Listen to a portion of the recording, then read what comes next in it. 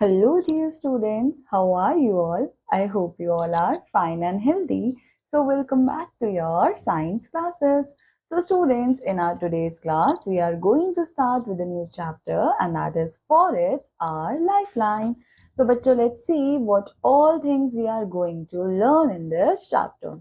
So, first of all, we are going to identify the key role forests play in the environment. सबसे पहले बच्चों हम लोग ये चीज समझेंगे कि फॉरेस्ट जो है वो हमारे एनवायरनमेंट के अंदर क्या रोल प्ले करते हैं. Then explain how forest help in water purification and oxygen production. और इसके बाद हम लोग क्या देखने वाले हैं कि किस तरह से फॉरेस्ट जो है वो वाटर को प्योरीफाई करते हैं एंड ऑक्सीजन को प्रोड्यूस करते हैं. Then after that we are going to describe how different forest layers support various forms of life. Then बच्चों इसके बाद हम क्या देखेंगे कि हमारे फॉरेस्ट के अंदर डिफरेंट डिफरेंट लेयर्स होती है, राइट, एंड किस तरह से ये डिफरेंट लेयर्स जो है वो हमारी लाइफ को सपोर्ट करने वाली है. Then next we have compare the impacts of deforestation versus forest conservation on local ecosystem. Then बच्चों इसके बाद हम लोग क्या देखने वाले हैं, हम लोग कंपेयर करेंगे हमारे डिफॉरेस्टेशन के इम्पैक्ट्स को किसके साथ, फॉरेस्ट कंजर्वेशन के साथ. यानी कि एक तरफ हम लोग बात करेंगे इम्पैक्ट्स ऑफ डिफॉरेस्टेशन की, दूसरी तरफ हम लोग बात करेंगे फॉरेस्ट कंजर्वेशन की. Then after that we are going to learn assess the benefits of forest for human and ecological health. So इसके बाद हम लोग क्या देखने वाले हैं कि फॉरेस्ट जो है वो उनका ह्यूमन हेल्थ और इकोलॉजिकल हेल्थ पे क्या बेनिफिट होता है. Then design a plan to protect and preserve a local forest area.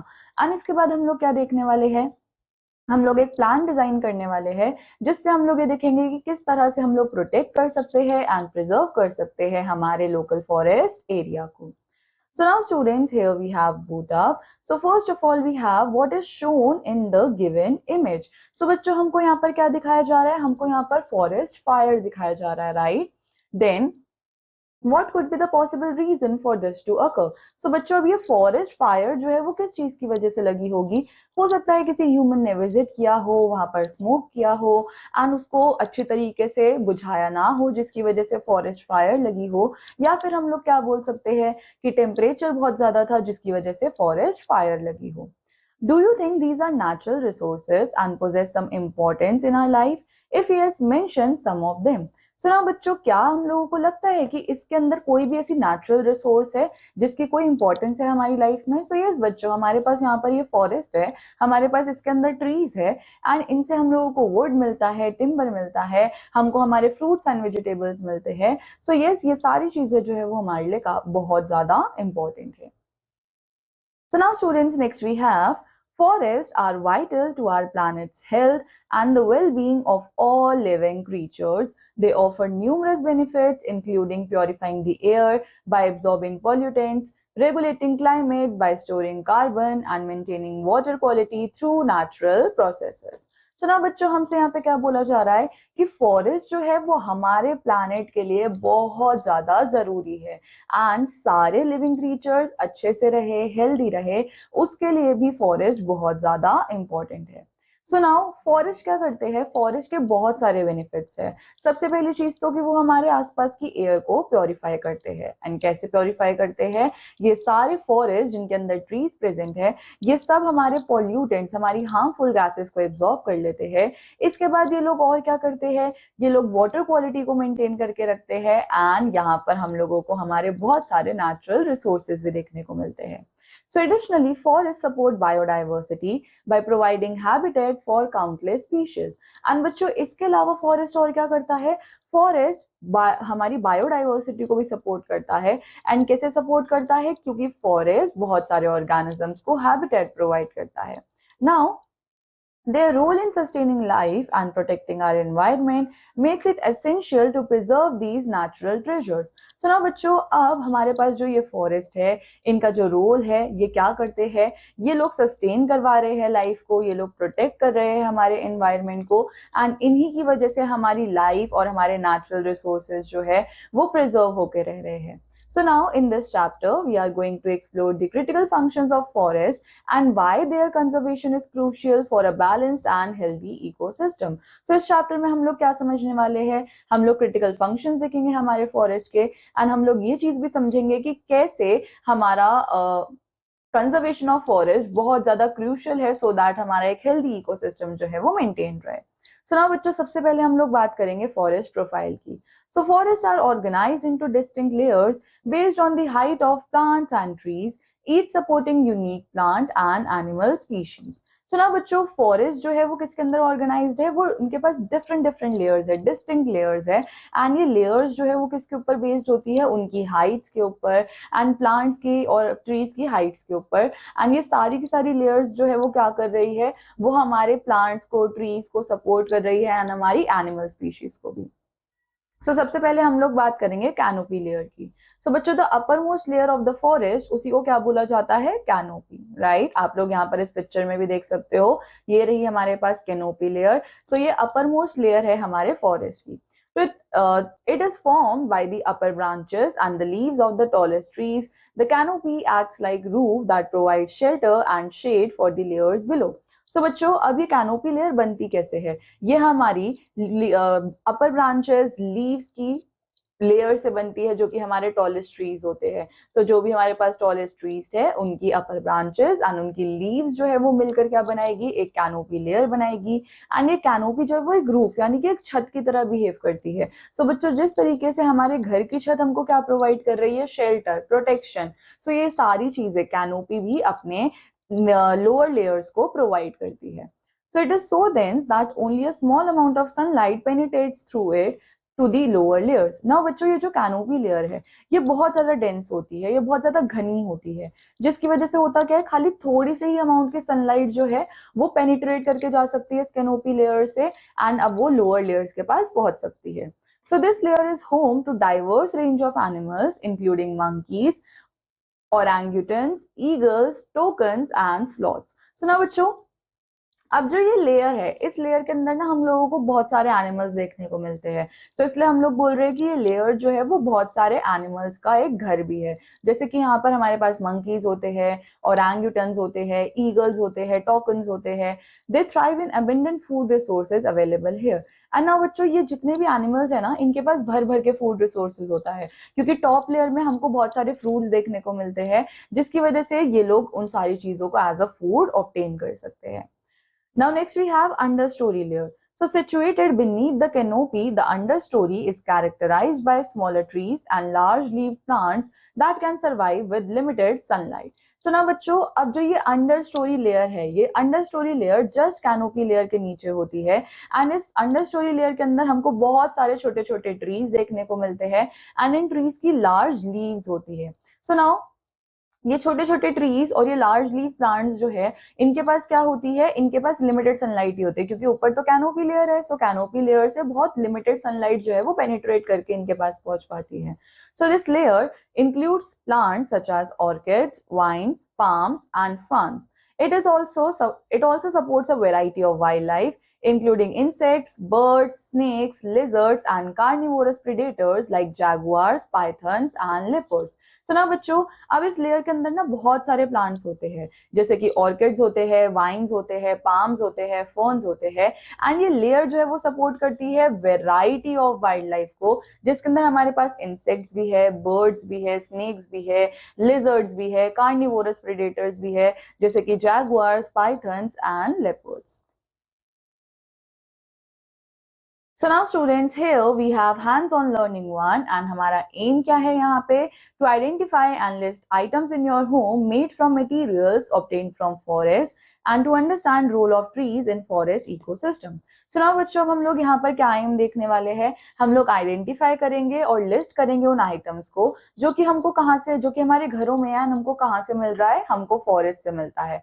And इसके बाद हम लोग समझने वाले हैं कि हमारे ट्रीज का क्या रोल है, या फिर हमारे फॉरेस्ट का क्या रोल है, हमारे ट्रीज का क्या रोल है हमारे फॉरेस्ट इकोसिस्टम के अंदर.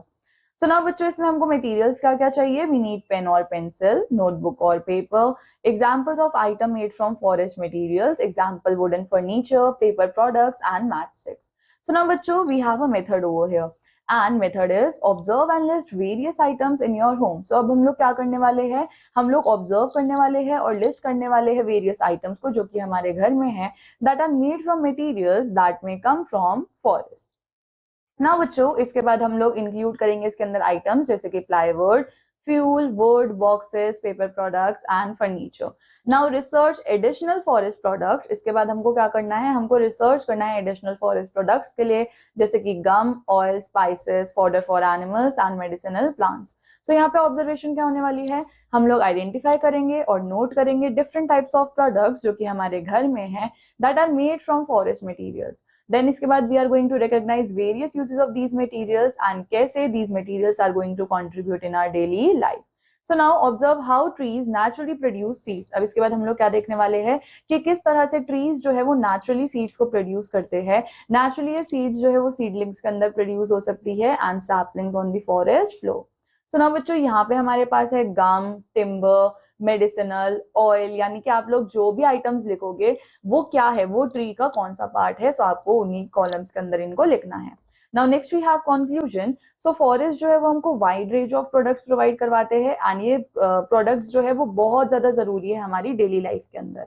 सो इसके अंदर हम लोगों को वुड देखने को मिलता है, paper and various other materials also. So now next we have understanding the natural processes of tree growth. So इसके बाद हम लोग क्या देखने वाले हैं, हम लोग various processes देखने वाले हैं हमारी trees की growth के, जिसके अंदर हमारे पास seed germination भी है, formation of trees crown and canopy है. And now after that we are going to highlight the importance of forest in supporting both ecological balance and human needs. So now students, next we have forest floor. So forest floor is covered with layer of dead and decaying leaves, fruits, seeds, twigs and herbs. So now बच्चों next layer हमारे पास क्या है, forest floor. And ये forest floor कैसे बनता है, जो भी हमारे डेड और डिकेइंग फ्रूट्स होते हैं, लीव्स होते हैं, वो सारी चीजें मिलकर क्या बनाती है, एक फॉरेस्ट लेयर बनाती है, एक फॉरेस्ट फ्लोर बनाती है. So this region receives very little amount of sunlight. Only plants adapted to grow with very less light can survive in this damp, warm and dark region of the forest. So now बच्चों, अब इस forest floor पे हम लोगों को dead and decaying layer देखने को मिलती है हमारे लीव्स, फ्रूट, सीड्स की. इसके बाद इस रीजन में हमको क्या देखने को मिलता है कि इस रीजन में बहुत थोड़ी सी सनलाइट आती है. सो यहाँ पर कौन से प्लांट्स ग्रो हो सकते हैं, ऐसे प्लांट्स जिनको बहुत थोड़ी सी सनलाइट की जरूरत होती है एंड वो वार्म, डैम्प और डार्क रीजन के अंदर ग्रो हो सकते हैं. So a large variety of insects, millipedes, ants and beetles are found in the forest layer. The large animals in the forest such as tiger, lion, deer, bear, etc. also live on the forest floor. So now बच्चों, इसलिए हम लोगों को इस layer के ऊपर ज्यादातर क्या देखने को मिलता है, बहुत सारे इंसेक्ट्स देखने को मिलते हैं. इसके अलावा जो लार्ज एनिमल्स होते हैं हमारे फॉरेस्ट के, जैसे कि टाइगर, लायन, डियर, ये सब भी हमको कहाँ देखने को मिलते हैं, फॉरेस्ट फ्लोर पे. So now students, here we have numerous species of vines and decomposers like earthworms, bacteria and fungi are found here. So now बच्चों, हम लोग क्या बोल सकते हैं कि हम लोगों को यहाँ पे बहुत सारी स्पीशीज देखने को मिलती है, किसकी, वाइन्स एंड डीकम्पोजर्स की. सो now बच्चों, डीकम्पोजर्स होते क्या है, जो हमारे डेड एंड डिकेइंग मैटर को डीकम्पोज करते हैं, यानी कि उनको ब्रेक डाउन करते हैं. सो now इसमें हमारे पास कौन कौन आता है, अर्थवॉर्म, बैक्टीरिया, फंगई, एंड ये सारे हमको इसी लेयर के अंदर मिलते हैं. Now which make unique adaptations to survive through minimum levels of sunlight on the forest floor. So these organisms regularly decompose the dead materials, which are dark in color. The forest floor plays a crucial role in nutrient cycling as decomposers break down organic matter into humus, which enriches the soil. सो ना बच्चों, होता क्या है, ये decomposers क्या करते हैं, ये डीकम्पोजर्स हमारे ऑर्गेनिजम्स को, हमारे ऑर्गेनिक मैटर को डीकम्पोज करते हैं, यानी कि ब्रेक डाउन करते हैं. सो जैसे ही उन सारे ऑर्गेनिजम्स को ब्रेक डाउन करेंगे, सो उनके अंदर के न्यूट्रिएंट्स जो है वो कहाँ जाएंगे, वो सॉइल के अंदर जाएंगे. सो इसलिए ये डीकम्पोजर्स न्यूट्रिएंट साइक्लिंग में भी हेल्प कर रहे हैं. एंड बिसाइड्स दैट, अब ये लोग डीकम्पोज कर रहे हैं ऑर्गेनिक मैटर को किसके अंदर, हमस के अंदर. So now which enriches the soil. So the presence of thick layer of leaf litter also helps to retain moisture and protect the soil from erosion. So now बच्चों, इसके बाद क्या होता है, हमारे पास thick layer of leaf litter होते हैं, यानी कि जो लीव्स हमारी ट्रीज से टूटती जाती है एंड जब वो हमारे फॉरेस्ट फ्लोर पर आकर इकट्ठी हो जाती है, सो वो लोग किस चीज में हेल्प कर रही है, वो मॉइस्चर को होल्ड करके रखने में हेल्प कर रही है एंड ऑल्सो हमारी सॉइल को इरोजन से प्रोटेक्ट करवा रही है.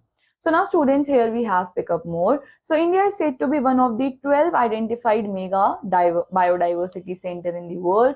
It has 45,000 plant species and 1,000 animal species. So now बच्चों, हमारा जो इंडिया है वो 12th मेगा बायोडाइवर्सिटी सेंटर्स के अंदर आता है हमारे पूरे वर्ल्ड के अंदर. एंड ऐसा क्यों? क्योंकि हमारे पास 45,000 प्लांट स्पीशीज है and 1,000 animal species है. Now students, next we have ecosystem in a forest. So the living things and the environment together make up the ecosystem in a forest. So now बच्चों, ecosystem क्या होता है? Living things and our environment, वो मिलकर क्या बनाता है? Ecosystem. So we all know that plants make their own food, right? Plants photosynthesis करके अपना खाना खुद बनाते हैं. And that is why what we call plants, we call them producers or autotrophs. But all animals depend on plants for food. But बच्चों, अगर हम बात करें बाकी animals की, so सारे के सारे animals जो है वो किसके ऊपर डिपेंडेंट होते हैं? वो plants के ऊपर डिपेंडेंट होते हैं अपने food के लिए, as they are not able to make their own food. So now बच्चों, animals plants के ऊपर डिपेंडेंट है क्योंकि वो सारे लोग अपना खाना खुद नहीं बना पाते. अब आप लोग बोलोगे हम तो अपना खाना खुद बनाते हैं, हमारी मम्मा हमारे लिए खाना बनाती है. बट मम्मा भी खाना कब बना पाती है? जब उनको रॉ मटेरियल कहीं से मिलेगा, राइट? सो वो रॉ मटेरियल्स कहाँ से आते हैं? वो प्लांट से आते हैं. सो दैट इज व्हाई हम सारे लोग, ऑल द एनिमल्स, उन सबको क्या बोला जाता है? कंज्यूमर्स या फिर heterotrophs. So some animals which eat only plants are called herbivores. So ना बच्चों, अब अगर हम बात करें कुछ animals की जो कि खाली plants ही खाते हैं, so उनको क्या बोला जाता है? Herbivores. Then we have carnivorous animals. So carnivorous animals eat only other animals, right? Whereas omnivorous animals, they eat both plants and animals. So बच्चों, अगर हम बात करते हैं कुछ उन animals की जो कि खाली plants खाते हैं, वो herbivores है. जो कि खाली animals खाते हैं, वो carnivores है. और ऐसे animals जो plants और animals दोनों खाते हैं, उनको क्या बोला जाता है? Omnivores. So these linkages of plants and animals, where each organism is eaten by another constitutes the food chain. A large number of interconnecting food chains form a food web. So now बच्चों, अब हम लोग क्या देख पा रहे हैं कि हमारे प्लांट्स और एनिमल्स के बीच में एक लिंक है, राइट? प्लांट्स को कोई एनिमल खा रहा है, उस पर्टिकुलर एनिमल को कोई दूसरा एनिमल खाएगा. सो इस तरीके के लिंक्स को हम लोग क्या बोलते हैं? Food chain.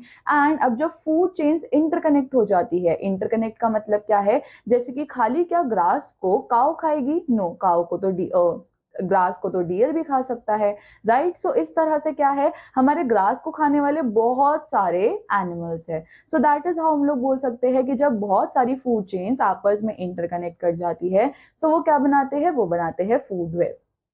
सो नाउ बच्चों, सबसे पहले हम लोग बात करेंगे फूड चेन की. So a food chain shows the relationship between animals in a certain habitat and the food that they eat. It is a chain that shows who eats whom. So ना बच्चों, food chain क्या दिखाता है? Food chain relationship दिखा रहा है animals के बीच में जो कि किसी पर्टिकुलर हैबिटेट में रह रहे हैं, एंड ऑल्सो वो कौन सा खाना खा रहे हैं. सो फूड चेन हमको क्या शो करता है कि कौन किसको खाता है. So in this process energy is transferred through a food chain. So ना बच्चों, अब फूड चेन में हमको क्या देखने को मिलता है कि एनर्जी ट्रांसफर भी हो रही है. सो जो एनिमल किसी दूसरे ऑर्गेनिज्म को खा रहा है, वो उसको क्यों खा रहा है? सो दैट उसको एनर्जी मिले, राइट? सो फूड चेन में हम लोग देखते हैं कि एनर्जी भी ट्रांसफर होती है. एंड एक फूड चेन हमेशा कहाँ से शुरू होने वाली है? हमेशा एक प्रोड्यूसर से स्टार्ट होगी. So look at the simple chain in which grass uses sunlight to produce sugars and proteins to grow. Rabbits eat grass and get energy from it. So now बच्चों, अब हम लोग एक सिंपल सी फूड चेन को देखने वाले हैं जहाँ पे ग्रास जो है वो किसका यूज करती है? सनलाइट का, जिससे वो लोग क्या कर सकते हैं? शुगर प्रोड्यूस कर सकते हैं एंड प्रोटीन्स ग्रो करवा सकते हैं. देन रैबिट्स क्या करते हैं? रैबिट्स ग्रास खाते हैं एंड उनको एनर्जी मिलती है उस ग्रास को खा के.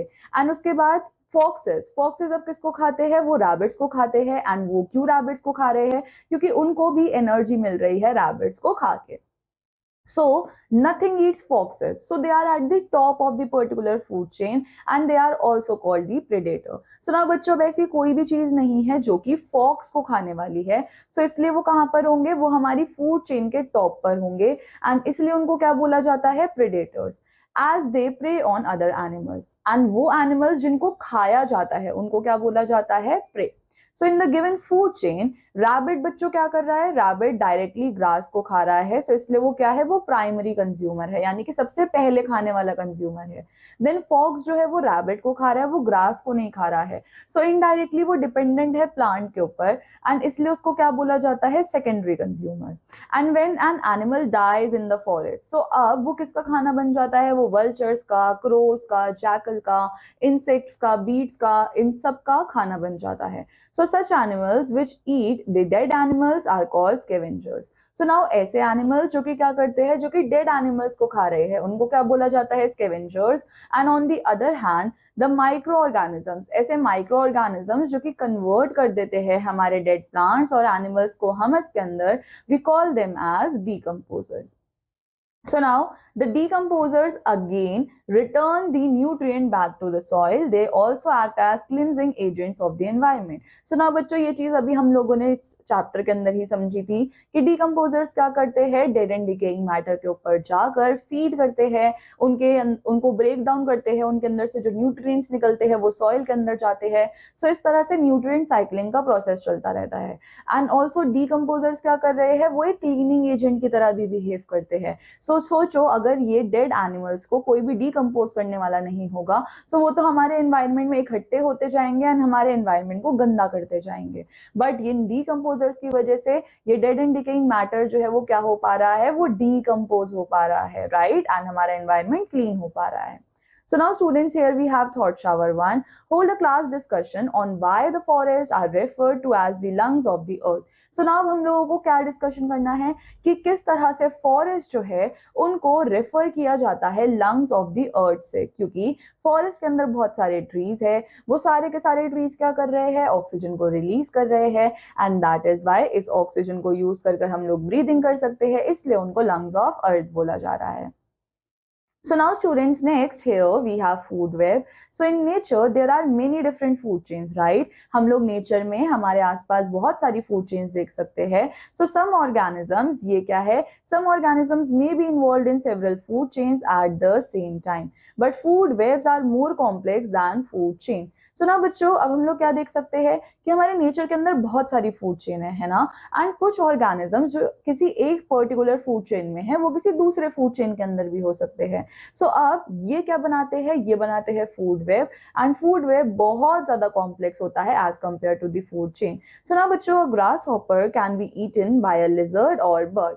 The bird is eaten by a snake or bear, but the bear can also eat plants. Thus, a network of interconnected food chain, it is called food web. So now बच्चों यहाँ पर हम लोग क्या देख पा रहे हैं कि एक ग्रास हॉपर को कौन खा रहा है, एक लिजर्ड या फिर बर्ड। देन एक बर्ड को कौन खा रहा है, एक स्नेक या फिर एक बियर, और बियर जो है वो डायरेक्टली प्लांट्स को भी खा लेता है। तो हम लोग यहाँ पर क्या देख रहे हैं कि एक ही ऑर्गेनिज्म बहुत सारी फूड चेन्स का पार्ट बन रहा है। सो दैट इज वाई हम लोग बोल रहे हैं कि इंटरकनेक्टेड फूड चेन्स को क्या बोला जाता है, food web. Hence there are several food chains in a food web, and हम लोग बहुत सारी food chains को देख सकते हैं food web के अंदर। Now let's talk about energy flow in a food chain. So food chains are simple representation of energy flow in nature. So now बच्चों, फूड चेन रिप्रेजेंट क्या कर रही है, फूड चेन हमको ये बता रही है कि हमारे नेचर के अंदर एनर्जी जो है वो कैसे फ्लो होती है। सो दे एग्जिस्ट एवरीवेयर, ये फूड चेन्स जो है वो हर जगह है, be it in the pond और the ocean, the grassland, desert और on the mountain.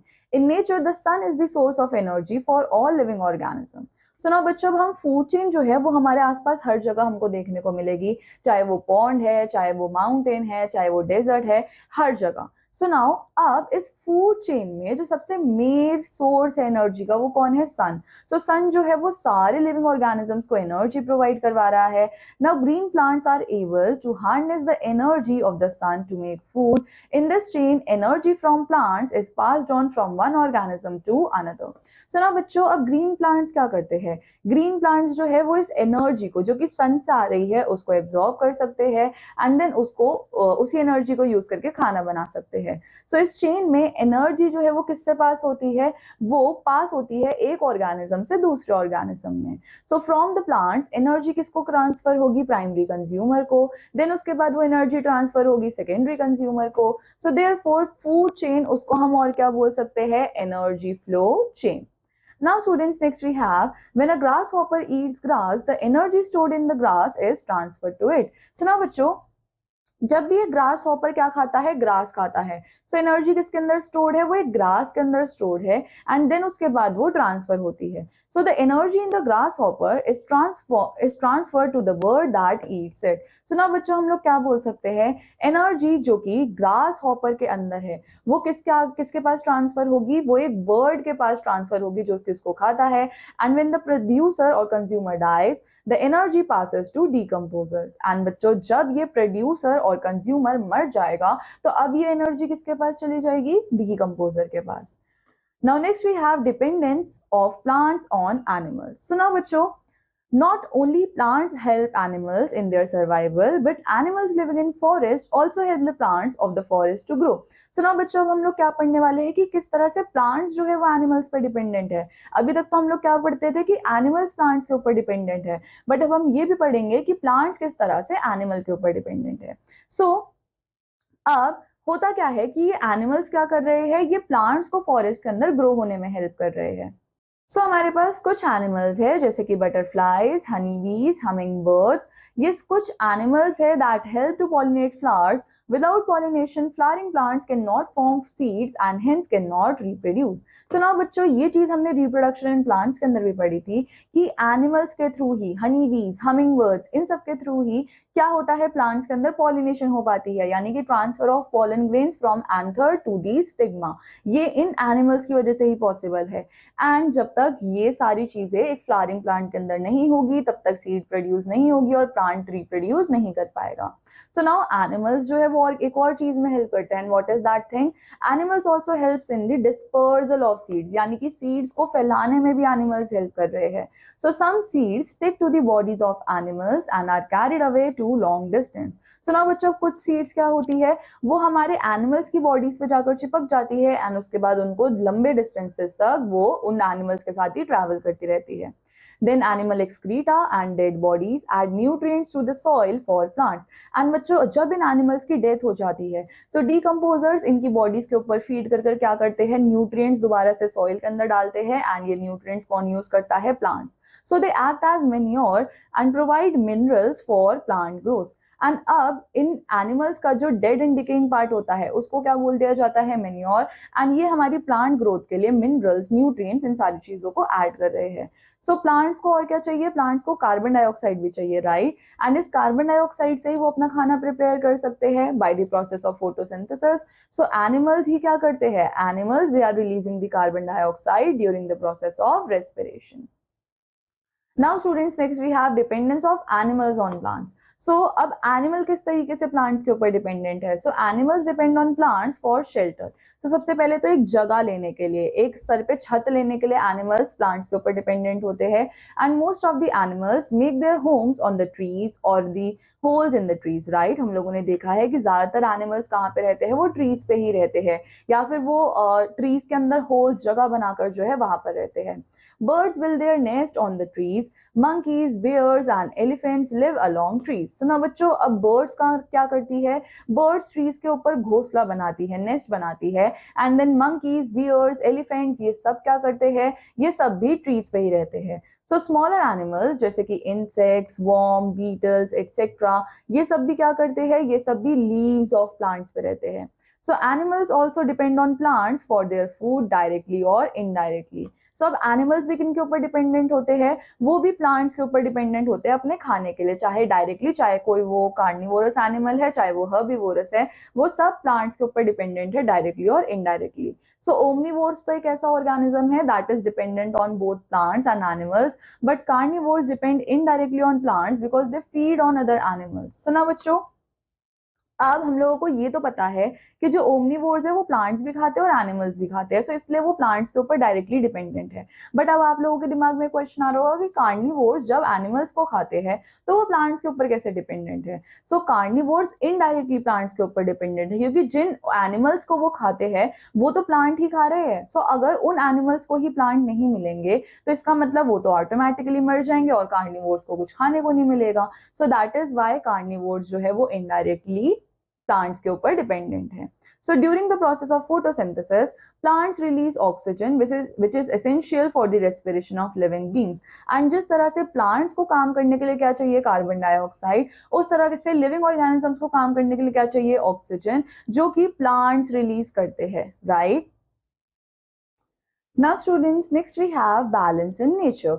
So the interdependence of various living things within a food chain helps in maintaining the balance of plants and animal population in forest. So now बच्चों यहाँ पे हमसे क्या बोला जा रहा है कि जिस तरह से हम लोग देख रहे हैं कि plants और animals एक दूसरे के ऊपर dependent है, ये interdependence ही हमारे nature का balance maintain कर चल रही है. For example, if the population of frogs in a forest increases, so plenty of food will become available for snakes. Their population will also increase. More snakes will eat more frogs and population of frogs will eventually decrease.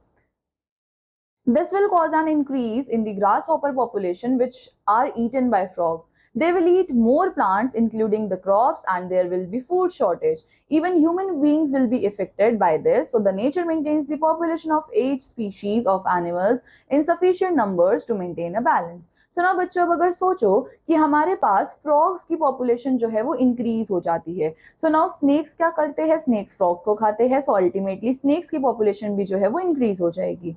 And जब अब एक बार snacks की pollution increase हो गई, सो अब वो और ज्यादा फ्रॉग्स खाएंगे जिसकी वजह से फ्रॉग की पॉपुलेशन क्या होगी, डिक्रीज हो जाएगी.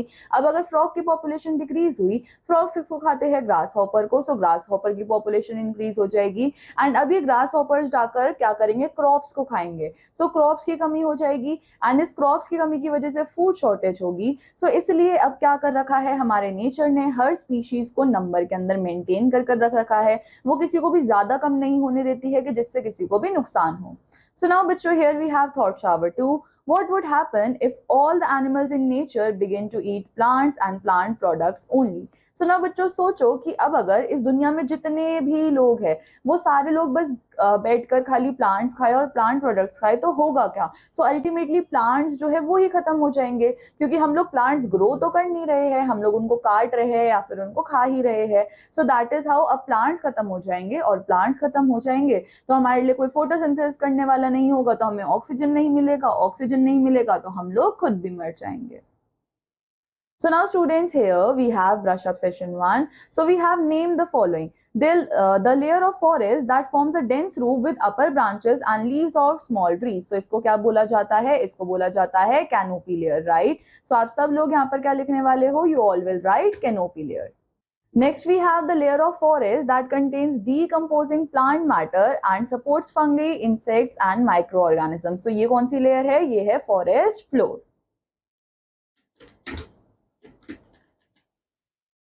Next we have the animals that eat both plants and animals. उनको क्या बोला जाता है, omnivores. Next we have the organisms responsible for converting dead plants and animals into humus. And ये कौन होते हैं, these are decomposers. Next we have the term used for interconnected network of food chains in a forest. And interconnecting food chains क्या होती है, food web.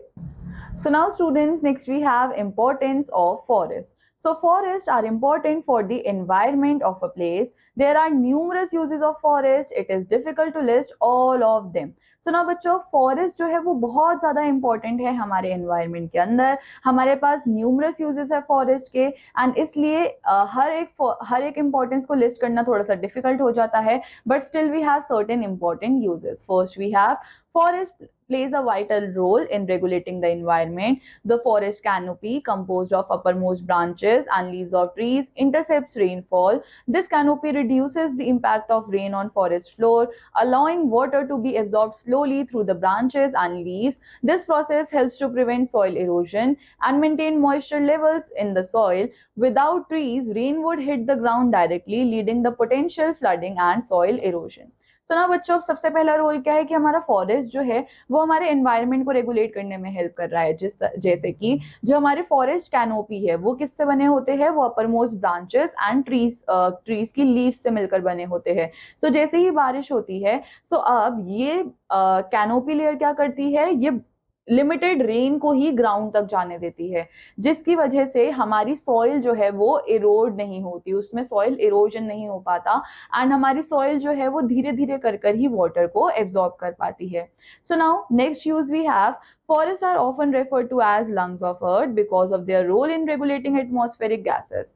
Through photosynthesis, trees absorb carbon dioxide and release oxygen, which is essential for the survival of most organisms. Forests also contribute to balancing the levels of oxygen and carbon dioxide in the atmosphere, thus helping to mitigate climate change.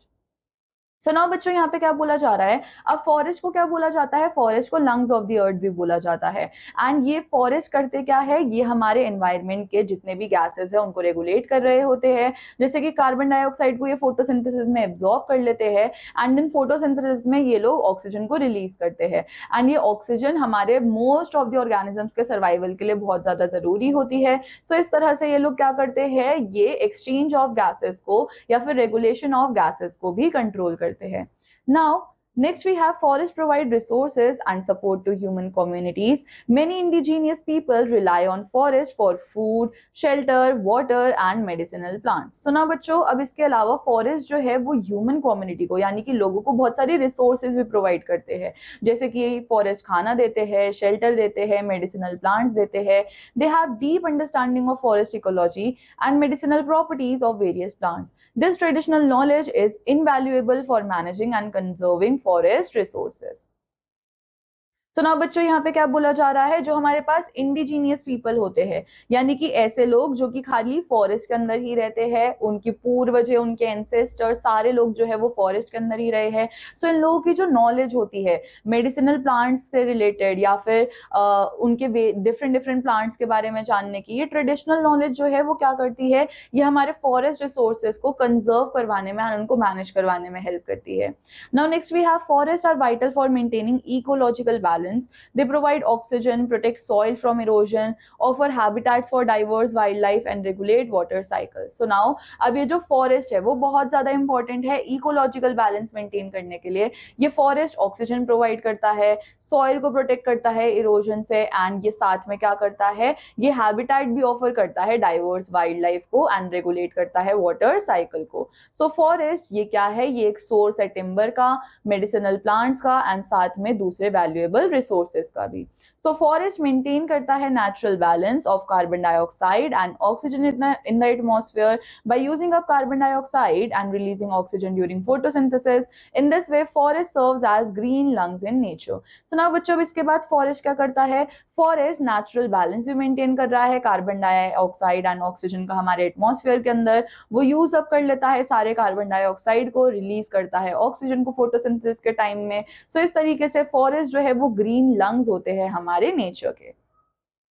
So now students, here we have deforestation. So with the increase in human population, there have been ever rising demands for converting forest into residential and agricultural areas. So now बच्चों, अब जिस तरह से human population increase होती जा रही है, उसकी वजह से हो क्या रहा है, अब हमारे फॉरेस्ट को कंजर्व करने की डिमांड जो है वो भी काफी ज्यादा बढ़ती जा रही है, क्योंकि जैसे जैसे पॉपुलेशन इंक्रीज हो रही है, लोग कर क्या रहे हैं, वो फॉरेस्ट लैंड्स को ही कन्वर्ट कर रहे हैं रेजिडेंट्स और एग्रीकल्चरल एरियाज के अंदर एंड जिसकी वजह से बहुत सारे ट्रीज और प्लांट्स जो है उनको काटा जा रहा है एंड हमारे फॉरेस्ट जो है उनको खत्म किया जा रहा है। So it leads to destruction of thus destroying the habitat of various species of animals and plants. Such large scale felling of trees and plants is called deforestation. So now बच्चों, अब सोचो कि जब हम लोग ट्रीज को काट देंगे, फॉरेस्ट खत्म कर देंगे, सो प्लांट्स और एनिमल्स ये लोग कहाँ जाएंगे, इनके पास तो कोई शेल्टर ही नहीं बचेगा। सो अल्टीमेटली इनकी स्पीशीज भी खत्म होती जाएगी। सो नाउ डिफॉरेस्टेशन होता क्या है, large scale felling of trees and plants, उसी को बोलते हैं डिफॉरेस्टेशन। सो डिफॉरेस्टेशन के कुछ सिग्निफिकेंट कॉन्सिक्वेंसेज होते हैं। As forest are cleared for agriculture, industrial development और urbanisation, environment are suffered. Loss of forest cover leads to reduced rainfall, increased soil erosion and loss of biodiversity. सुना बच्चों, अब जिस तरीके से डिफॉरेस्टेशन हो रहा है तो उसके बहुत सारे कॉन्सिक्वेंसेस भी होते हैं। सो जैसे ही हम लोग क्लियर कर रहे हैं फॉरेस्ट को एग्रीकल्चर के लिए, इंडस्ट्रियल डेवलपमेंट के लिए, अर्बनाइजेशन के लिए, तो हमारा एनवायरनमेंट बहुत ज्यादा सफर कर रहा है, क्योंकि फॉरेस्ट खत्म होने से बारिश जो है वो भी बहुत ज्यादा कम होती है, जिसकी वजह से हम लोगों को इसके अलावा और क्या देखने को मिलता है, सॉइल इरोजन देखने को मिलता है, हमारी बायोडाइवर्सिटी का लॉस होता है. So the destruction of forest impacts not only the local environment but also contributes to global climate change. So ना बच्चों, अब हम लोग ये चीज नहीं सोच सकते कि हमने तो एक पर्टिकुलर जगह के फॉरेस्ट को काटा है सो वहीं पे तो इफेक्ट देखने को मिलेगा. नो, एक पर्टिकुलर जगह के फॉरेस्ट को काटने से हम लोगों को ग्लोबल इम्पैक्ट जो है वो देखने को मिलता है. So now here we have thought shower 3. Harsh observed a forest being cleared for the construction of new shopping mall. How will removing this forest effect the local wild life and climate. So now बच्चों, अगर हम एक जगह के forest को काट कर वहां पर मॉल बना देंगे तो होगा क्या. सबसे पहली चीज तो उस जगह के जो प्लांट्स एंड एनिमल्स है उनके सर से शेल्टर चला जाएगा. देन इसके बाद हमको क्या देखने को मिलेगा कि जो मॉल बना है बच्चों वो हमारे एनवायरनमेंट को और पोल्यूट करेगा, राइट. एंड पहले तो हमारे पास फॉरेस्ट था जो कि उन पॉल्यूटेंट्स को एब्जॉर्ब कर रहा है, अब तो वो पॉल्यूटेंट्स भी नहीं, वो फॉरेस्ट भी नहीं है जो कि उन पॉल्यूटेंट्स को एब्जॉर्ब करेंगे. सो नाउ इसका मतलब हमारे एनवायरनमेंट के अंदर जो गैसेस का रेगुलेशन है वो क्या हो जाएगा, डिसमैनेज हो जाएगा, जिसकी वजह से हमको लेस रेनफॉल, इंक्रीज टेम्परेचर, ये सारी चीजें देखने को मिलेगी. Now next we have forest conservation. So forests are crucial to well-being of our planet. अब forest बहुत ज़्यादा ज़रूरी है हमारे planet की well-being के लिए. So offering essential ecological, economic and social benefits. To protect these vital ecosystems, several conservation measures can be adopted to balance development with environmental protection and preserve the numerous advantages forests provide. So now बच्चों, अब हम लोग क्या बोल सकते हैं कि हमको क्या करना है, हमको प्रोटेक्ट करना है हमारे इस इकोसिस्टम को. सो दैट हम लोग क्या कर रहे हैं, उसके लिए कुछ कंजर्वेशन मेथड्स जो है वो लेकर आएंगे एंड हमारे फॉरेस्ट को प्रोटेक्ट करेंगे. So first of all we have sustainable forestry practice. So यहाँ पर क्या होता है, to prevent over harvesting and sustainable forestry involve selective logging and careful management. This approach insures that only a portion of trees remove, thus allowing forest to regenerate and maintain the ecological balance. So now बच्चों, यहाँ पे क्या बोला जा रहा है कि इस फॉरेस्ट्री प्रैक्टिस के अंदर हम लोग ओवर हार्वेस्टिंग जो होता है उसको प्रिवेंट करते हैं एंड यहाँ पर खाली एक पोर्शन ऑफ ट्रीज को रिमूव किया जाता है सो दैट हमारा फॉरेस्ट जो है वो ऑटोमेटिकली उसको दोबारा से रीजनरेट कर ले इंस्टेड ऑफ कि हम पूरे फॉरेस्ट को काटते. Then we have protected areas. So अब हमारे पास क्या है, नेशनल पार्क्स है, वाइल्ड लाइफ रिजर्व्स है, कंजर्वेशन जोन्स है, जो कि क्या कर रहे हैं, हेल्प कर रहे हैं कि हमारे फॉरेस्ट जो है वो प्रोटेक्टेड रहे किसी भी एक्सप्लॉइटेशन और डेवलपमेंट से. So these protected zones preserve habitat, support biodiversity and provide safe homes for endangered species. So now बच्चों, अब हमारे पास जो ये protected zones है ये कर क्या रहे हैं, ये हमारे habitats को preserve कर रहे हैं, ये हमारी biodiversity को support कर रहे हैं, जिससे हम लोग एक safe home बना सकते हैं हमारे endangered species के लिए. Then we have reforestation and afforestation. So planting trees, यानी कि जहाँ पर deforestation हुआ है अगर हम वहां से दोबारा वहां पे दोबारा से ट्रीज को प्लांट कर दे तो उसको क्या बोला जाता है, रीफॉरेस्टेशन. एंड इसके बदले अब हम क्या करें, अगर हम एक नई जगह पर जाकर प्लांट कर दे ट्रीज को, तो उसको बोला जाता है एफॉरेस्टेशन. सो अब ये दोनों कॉम्पैक्ट जो है यानी कि रीफॉरेस्टेशन और एफॉरेस्टेशन, ये हमारे डीफॉरेस्टेशन का जो प्रोसेस होता है उसको रिवर्स करता है एंड इस तरह से हमारी सॉइल को सपोर्ट मिलता है एंड वाटर भी कंजर्व होता है. Now next we have community involvement. So अब हम क्या कर सकते हैं, हम local communities को engage कर सकते हैं forest management के अंदर and उसके बाद we are going to ensure that conservation efforts align with local needs and traditional practices. Community participation fosters stewardship and enhances the effectiveness of conservation strategies. So now बच्चों, अगर हम local communities को engage करेंगे so हमारे forest के अंदर, so उससे होगा क्या कि हमारा जो forest है वो protected रहेगा क्योंकि वो लोग कुछ ट्रेडिशनल मेथड्स अडॉप्ट करेंगे जिससे हमारे फॉरेस्ट प्रोटेक्शन में काफी ज्यादा हेल्प हमको देखने को मिलेगी. Then we have legal protection. So strong legal frameworks, यानी कि अब हम लोग क्या कर सकते हैं, हम लोग लीगली भी एक हेल्प ले सकते हैं हमारे फॉरेस्ट को प्रोटेक्ट करने के लिए. सो strong legal frameworks and enforcement are essential to prevent illegal logging, land conversion, poaching. Effective laws and their enforcement protects forest from harmful exploitation. So now बच्चों, अब हम लोग कोर्ट की हेल्प से, लॉज की हेल्प से क्या कर सकते हैं, जो एक इलीगल पोचिंग होती है यानी कि एनिमल्स को हंट किया जाता है, इलीगली लैंड को कन्वर्ट किया जाता है, ये सारी प्रैक्टिसेस को हम लोग रोक सकते हैं. Then education and awareness. So अब हम लोग क्या कर सकते हैं, हम पब्लिक को एजुकेट कर सकते हैं, पब्लिक को अवेयर कर सकते हैं, उनको इम्पोर्टेंस इम्पोर्टेंस बता सकते हैं फॉरेस्ट का, कि फॉरेस्ट को प्रोटेक्ट करना कितना ज्यादा जरूरी है। सो उस तरह से लोग भी क्या करेंगे, हमारे फॉरेस्ट की तरफ अवेयर होंगे, उसके यूजफुलनेस को जानेंगे एंड उसको प्रोटेक्ट करेंगे। Then support of indigenous rights. So recognizing and supporting the land rights of indigenous people integrate their traditional knowledge into forest management. This respect ensures that their contributions are valued in conservation efforts. So बच्चों इसके बाद हम लोग क्या use कर सकते हैं, हम लोग इंडिजीनियस राइट्स जो है वो भी ले सकते हैं। सो यहाँ पर हम लोग लैंड राइट्स जो होते हैं इंडिजीनियस पीपल के, उनको रिकॉग्नाइज कर सकते हैं, उनको सपोर्ट कर सकते हैं, जिससे कि अब वहां पर खाली इंडिजीनियस लोग जो है वो हमको देखने को मिले, एंड देन हमारा फॉरेस्ट जो है वो प्रोटेक्टेड रहेगा। Then we have research and monitoring. So ongoing research and monitoring of forest ecosystem provide valuable data on forest health and dynamics. This information helps guide conservation strategies and assess their effectiveness. So now बच्चों अगर हम एक research करें, so if we are going to do ongoing research and अगर हम monitor करें forest ecosystem को, so ये सारी चीजें जो है वो एक वैल्यूएबल डेटा प्रोवाइड करेगी हमारे फॉरेस्ट हेल्थ के ऊपर एंड डायनेमिक्स के ऊपर। सो ये इंफॉर्मेशन हमको गाइड करेगी कंजर्वेशन पे, स्ट्रैटेजीज पे एंड उसकी इफेक्टिवनेस पे। इन सारे मेजर्स को अडॉप्ट करके हम लोग प्रिजर्व कर सकते हैं हमारे फॉरेस्ट को, एंड इंश्योर कर सकते हैं कि हमारा फॉरेस्ट जो है वो एक हमारी फ्यूचर जनरेशंस तक को भी देखने को मिलेगा। Now next we have pick up more. So Delhi launches ambulance for trees that set out on 5th February 2010 to protect the green cover in parts of the national capital. It is equipped with water tanks, chainsaws, tree pruners, sprayer and ladders. So now बच्चों दिल्ली के अंदर हमारे पास एक ambulance है, and वो ambulance किस चीज की है, वो ट्रीज की एम्बुलेंस है, जो कि 5th फरवरी 2010 में बनाई गई थी। एंड इस एम्बुलेंस के अंदर हमारे पास सब कुछ होता है, वाटर टैंक्स होते हैं, चेनसॉज होते हैं, ट्री प्रूमर्स होते हैं, स्प्रेस होते हैं, लैडर्स होते हैं। So now students here we have wrap up. So हम लोगों ने देखा कि फॉरेस्ट का एक बहुत ही वाइटल रोल है हमारे वाटर को प्योरीफाई करने में, ऑक्सीजन प्रोवाइड करने में, and then we have forest जो है वो हैबिटेट भी देते हैं, सो दैट ये हमको हैबिटेट दे रहे हैं एंड फूड दे रहे हैं wide range of plants and animals के लिए। देन फॉरेस्ट जो है इनके पास डिफरेंट स्ट्रक्चर्स होते हैं, इनके पास डिफरेंट लेयर्स होती है, जैसे कि canopy, understory and forest floor. Then forest जो है वो हेल्प करते हैं कि वो मेंटेन करे वाटर साइकिल को by absorbing rain water and preventing floods. Then forest support करेंगे न्यूट्रिएंट साइक्लिंग को through decomposers which break down dead plants and animal matter.